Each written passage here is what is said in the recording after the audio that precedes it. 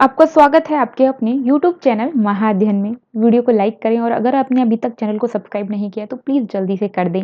आज हम करने जा रहे हैं हमारी 7वीं क्लास की हिंदी की वर्कशीट हिमालय की बेटियां। आपको याद है ना, हम हिमालय की बेटियां नाम का निबंधात्मक पाठ पढ़ रहे थे। ये पाठ किस विधा में लिखा गया? निबंधात्मक विधा में।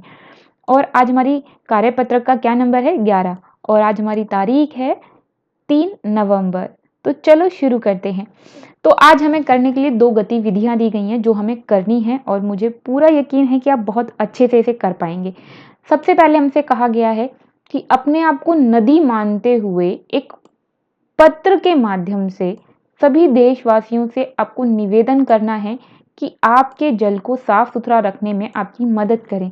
तो अब सोचिए कि आप नदी हैं और सोचकर देखिए कि आपके अंदर पूरी आसपास की जितनी भी जगहें हैं वहाँ का जितना भी गंदा पानी है वो आपके अंदर आकर मिलता है। सोचकर देखिए आपके ऊपर वो इतना सारा गंदा पानी डाल दे जितना हम नदियों में डालते हैं। सब लोग अपना वेस्टेज भी जाते हैं नहाने के लिए, वहाँ पे गंदे गंदे कपड़े छोड़कर आ जाते हैं। उसके बाद घर में पूजा पाठ के नाम पर इतना सारा कूड़ा कबाड़ा निकालते हैं और वो भी जाकर उसके अंदर डालकर आ जाते हैं। सोचकर देखिए आप नदी हैं और आपके ऊपर ये सब चीज़ें डाली जा रही हैं तो कैसा लगेगा आपको। तो चलो शुरू करते हैं। एक पत्र लिखते हैं। तो हम रहते हैं दिल्ली में, हम ये मान लेते हैं कि हम यमुना नदी हैं और यमुना नदी के नाते अब हम लोगों से ये प्रार्थना करेंगे कि वो हमारे पानी को साफ रखने में हमारी मदद करें।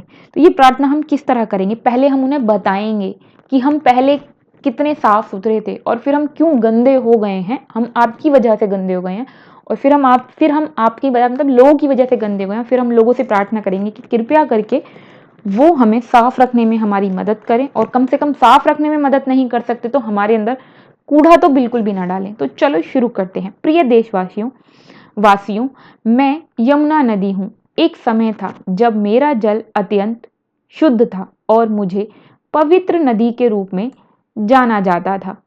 लेकिन आज मुझे लोग देखते हैं तो वह यह समझ ही नहीं पाते हैं कि मैं यमुना नदी हूँ अथवा विशाल नाला। आपने देखा है ना, यमुना नदी के पुल के ऊपर से जाओ तो इतनी काली हो रही होती है वो कि हमें समझ में ही नहीं आता कि ये किसी साफ नदी, क्या ये एक ऐसी नदी है जिसकी पूजा की जाती है? इतना गंदा पानी कि वो ऐसा लगता ही नहीं है कि नदी, ऐसा लगता है कि नाला है।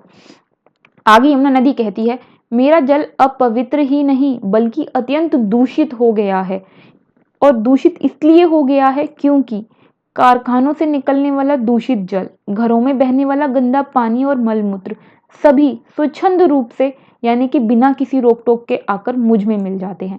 इसी वजह से मेरे अंदर रहने वाले छोटे छोटे जीव जंतु भी धीरे धीरे मर रहे हैं यानी कि नष्ट हो रहे हैं। और यह वही जीव जंतु हैं जो मुझे साफ सुथरा यानी कि शुद्ध रखने में अपनी भूमिका निभाते हैं और आज इनका ही जीवन खतरे में पड़ गया है।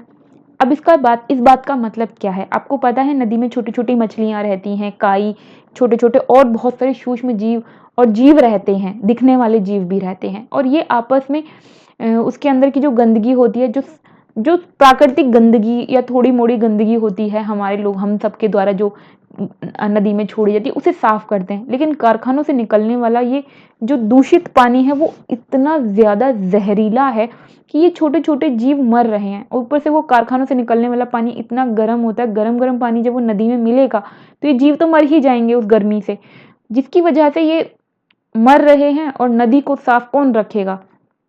तो जो नदी को साफ रखते थे आज उनका ही जीवन खतरे में पड़ गया, वो भी हमारी वजह से। हम नदी को भी खराब कर रहे हैं और उसके अंदर रहने वाले जीव जंतुओं का भी जीवन खत्म कर रहे हैं। आगे नदी कहती है, अगर यही स्थिति रही तो वह दिन दूर नहीं जब मेरा नाम पवित्र नदियों की जगह विश्व की सबसे गंदी दूषित नदियों के नाम में जुड़ जाएगा। मैं किसी भी प्रकार से आपकी प्यास बुझाने और अन्य ज़रूरतों को पूरा करने के काम नहीं आ सकूंगी। और आपको पता ही होगा यमुना नदी का वह पानी जो हमें नाले की तरह दिखाई देता है, उसी पानी को साफ करके फिल्टर करके हमारे घरों तक सप्लाई किया जाता है और उसी पानी को पीकर हम अपना काम चला रहे हैं। तो सोचिए कि क्या स्थिति आज हमारे सामने आ गई है। ये जल अगर इसी तरह दूषित होता रहा तो एक वक्त ऐसा आ जाएगा कि वो पानी शायद साफ करने लायक भी ना रहे। इसके बाद नदी कहती है, मेरा आप सभी से हाथ जोड़कर विनम्र निवेदन है कि जितना हो सके मुझे वापस मेरा पहला वाला स्वरूप लौटा दें। अगर अधिक कुछ नहीं भी कर सकते हैं तो कम से कम अपनी फैक्ट्रियों, कारखानों और घरों का दूषित जल मुझ में ना मिलाएं। अपने घरों का पूजा पाठ आदि के अवशेषों को मुझ में प्रवाहित ना करें, यानी कि मुझ में मत बहाओ उसे। कृपया मेरा जीवन बचाने में मेरा सहयोग करें। मैं आपकी प्रिय नदी यमुना। तो मेरी तरफ से ये है आपके लिए पत्र। इसके ऊपर जो लाइन मैंने खींची है मैंने हटा देती हूँ ताकि आपको इसे देखने में थोड़ी आसानी हो जाए। और इसके अलावा एक और गतिविधि हमें दी गई है, अब मैं आपको वो बताती हूँ।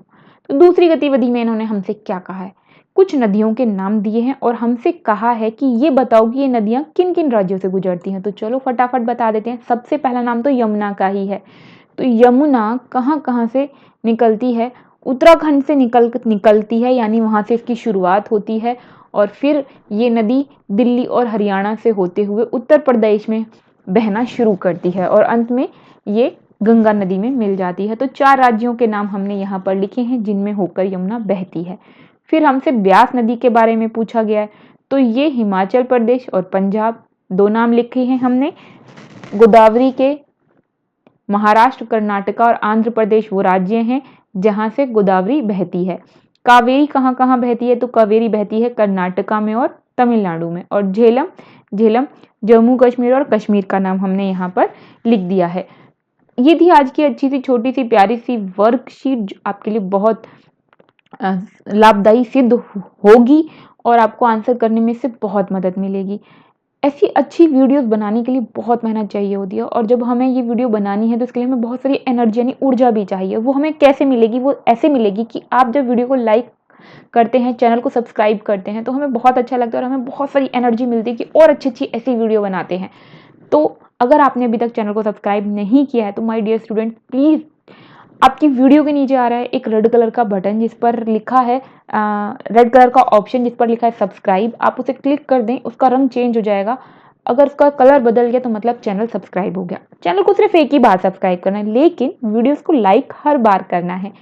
ज्ञान बांटने से बढ़ता है, इसलिए वीडियोस को अपने फ्रेंड्स के साथ शेयर करना बिल्कुल ना भूलें। तो फिर मिलते हैं ऐसी ही अच्छी सी प्यारी सी वर्कशीट्स के साथ। तब तक स्वस्थ रहें, खुश रहें। नमस्कार और धन्यवाद।